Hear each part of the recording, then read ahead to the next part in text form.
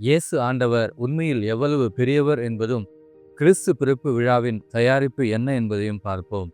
நண்பர்களே, இந்த வீடியோவில் இயேசு கிறிஸ்துவின் பிறப்பு ஒவ்வொருவருக்கும் எவ்வளவு சிறப்பு மிகுந்தது என்பதையும், இயேசு கிறிஸ்துவின் பிறப்பு உலகில் உள்ள அனைவருக்கும் என்ன கூறுகிறது என்பதையும் சிறப்பாக நாம் புரிந்து கொள்ளும் வகையில் விளக்கப்பட்டுள்ளது.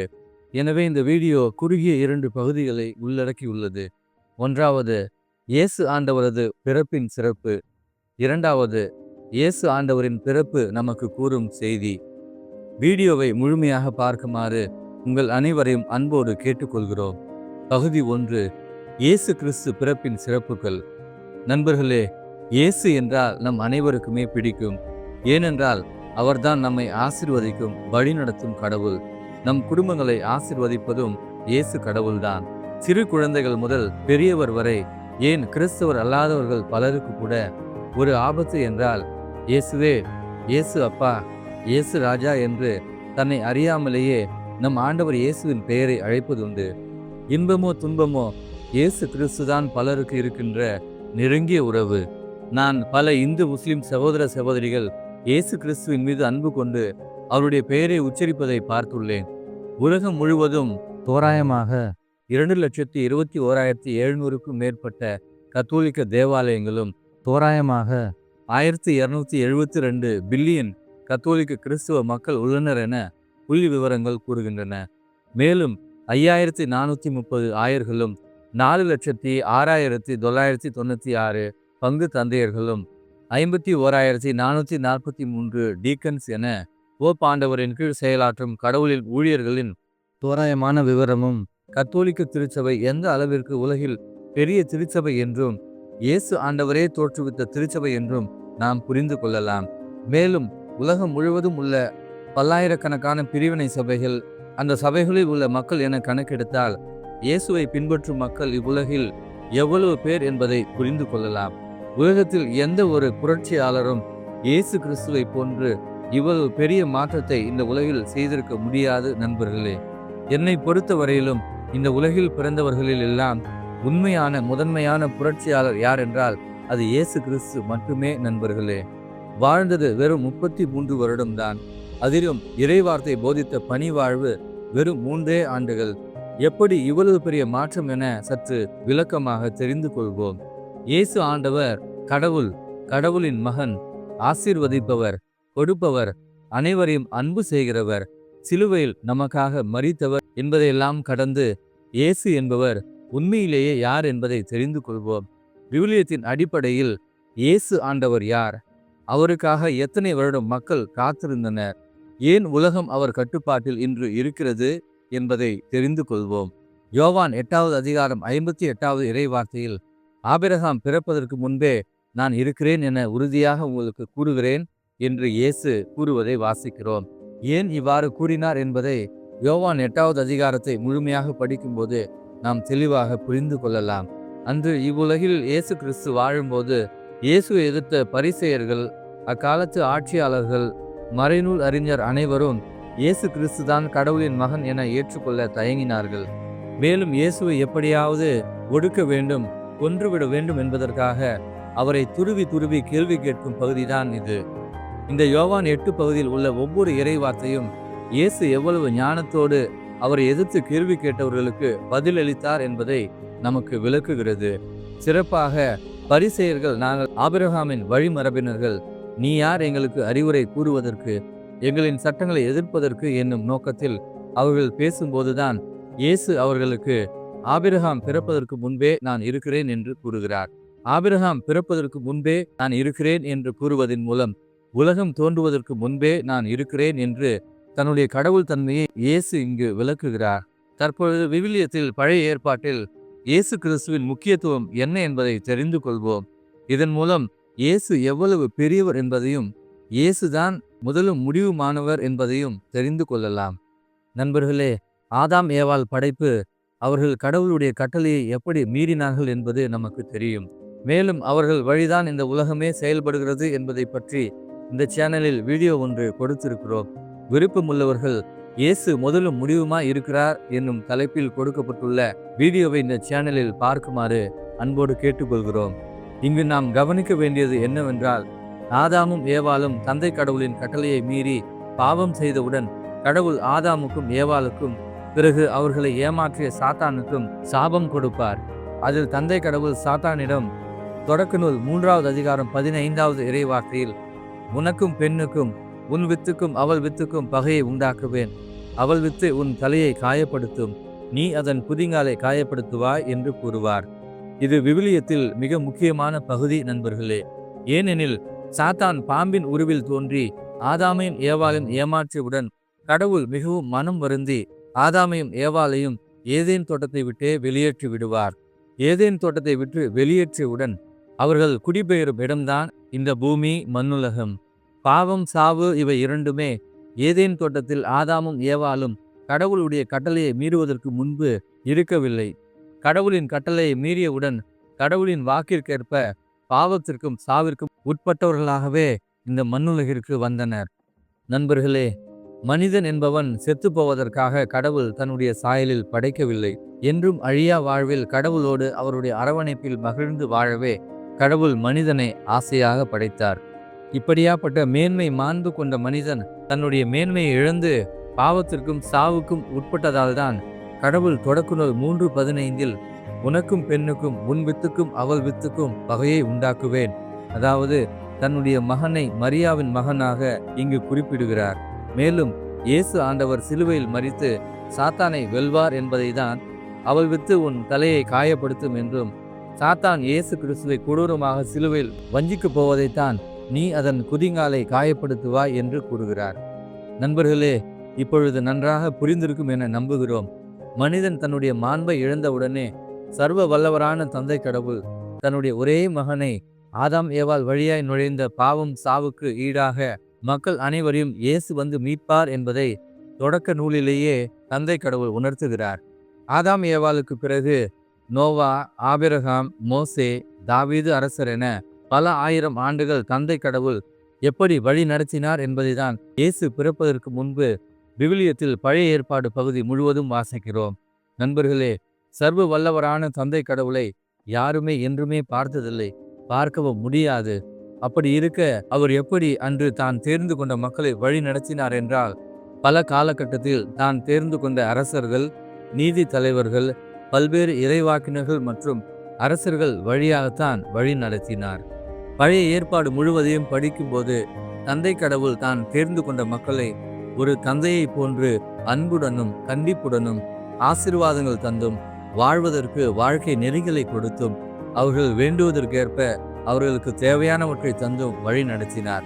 இவ்வாறு கடவுளை காண முடியாமல் வாழ்ந்த நம் மூதாதையர்களுக்கு இருந்த ஒரே நம்பிக்கை மெசியா, அதாவது கடவுள் வாக்கு கொடுத்த அந்த அருள் பொழிவு பெற்றவர் எப்போது பிறப்பார், நம்மையெல்லாம் இந்த உலக துன்பத்திலிருந்து மீட்பார் என்பது மட்டும்தான். ஏனெனில் அந்த காலத்து வாழ்க்கை அந்த அளவிற்கு மிக கொடுமையாக இருந்தது. நண்பர்களே, தற்பொழுது பழைய ஏற்பாட்டில் இயேசு கிறிஸ்துவின் பிறப்பு எங்கெல்லாம் கொடுக்கப்பட்டுள்ளது என்பதை சுருக்கமாக பார்ப்போம். 1வது எசாயா 7வது அதிகாரம் 14வது இறைவார்த்தையில் ஒரு கன்னி கருவுற்று ஒரு ஆண்மகவை பெற்றெடுப்பார் என்றும், 2வது மீகா 5வது அதிகாரம் 2வது இறைவார்த்தையில் இயேசு பெத்லகேமில் பிறந்து மக்களாக இம்மந்தை வழி நடத்துவார் என்றும், 3வது எசாயா 53வது அதிகாரம் முழுவதும் இயேசு எப்படி பாடுபட்டு மரிப்பார் என்பது பற்றியும், செக்கரியா 9வது அதிகாரத்தில் இயேசு கிறிஸ்து நீதி உள்ளவராகவும் வெற்றி வேந்தராகவும் ஒரு கடல் முதல் மறு கடல் வரையும் பேராறு முதல் நில உலகின் எல்லைகள் வரையும் ஆழ்வார் என்றும் வாசிக்கிறோம். மேலும் திருப்பாடல்கள் 22, 69, 118 எசாயா 40 இயேசு கிறிஸ்துவின் பிறப்பின் முன்னறிவிப்பை நாம் படித்து தெரிந்து கொள்ளலாம். நண்பர்களே, நம் ஆண்டவர் இயேசு கிறிஸ்து எவ்வளவு பெரியவர் என்பது இப்பொழுதாவது புரிகிறதா? ஏனெனில் அவர் ஆண்டவர்க்கெல்லாம் ஆண்டவர், அரசர்க்கெல்லாம் அரசர். உலகில் பிறக்கும் ஒவ்வொரு மனிதருக்கும், ஆதாம் ஏவாள் முதல் உலகில் பிறந்திருக்கும் பிறக்கப் போகும் ஒவ்வொரு மனிதருக்கும் மீட்பராக, இரட்சகராக, ஆண்டவராக இருப்பவர் நம் ஆண்டவர் இயேசு கிறிஸ்து மட்டுமே. நண்பர்களே, அன்று கண்ணில் கடவுளை காண முடியவில்லையே என்று ஏங்கியவர்களுக்கு மனித உரு எடுத்து வந்த அதே கடவுள்தான் அன்று பரிசேயரிடம் ஆபிரகாம் தோன்றுவதற்கு முன்பே நான் இருக்கிறேன் என்று யோவான் 8வது அதிகாரத்தில் பொறுமையோடு கூறுகிறார். அதனால்தான் இயேசுவே முதலும் முடிவுமாய் இருக்கிறார் என்று விவிலியத்தில் கூறப்பட்டிருக்கிறது. இயேசுவை நம்பும், இயேசுவை பின்பற்றும் சகோதரனே சகோதரியே, நம் ஆண்டவர் இயேசு கிறிஸ்து சாதாரணமானவர் அல்ல. கடவுளின் ஒரே மகன் மற்றும் கடவுள் என்பதை உள்ளத்தில் உணர்ந்து கொள்வோம். எனவே அவருடைய வார்த்தைகள் ஒவ்வொன்றையும் வாழ்வாக்குவோம். நண்பர்களே, நீங்கள் ஒரு தந்தையாகவோ தாயாகவோ இருந்தால் உங்களை குறித்து அதிகமாக கவலைப்படுவீர்களா? அல்லது உங்களுடைய அன்பு மகனையோ மகளையோ குறித்து கவலைப்படுவீர்களா? உங்களை துன்புறுத்தினால் உங்களுக்கு அதிகமாக வலிக்குமா? அல்லது உங்களுடைய அன்பு பிள்ளையை துன்புறுத்தினால் உங்களுக்கு அதிகமாக வலிக்குமா? இப்படி கேட்பதற்கு மன்னிக்கவும். உங்கள் பிள்ளையை யாராவது கொன்றுவிட்டால் உங்களால் சாதாரணமாக அவற்றை ஏற்றுக்கொள்ள முடியுமா என யோசித்து பாருங்கள். நண்பர்களே, நம் பிள்ளைகள் நம் இரத்தம் அல்லவா? நம் பிள்ளைகளுக்கு ஏதாவது ஒன்று என்றால் நம்மால் அதை தாங்கிக் கொள்ள முடியுமா?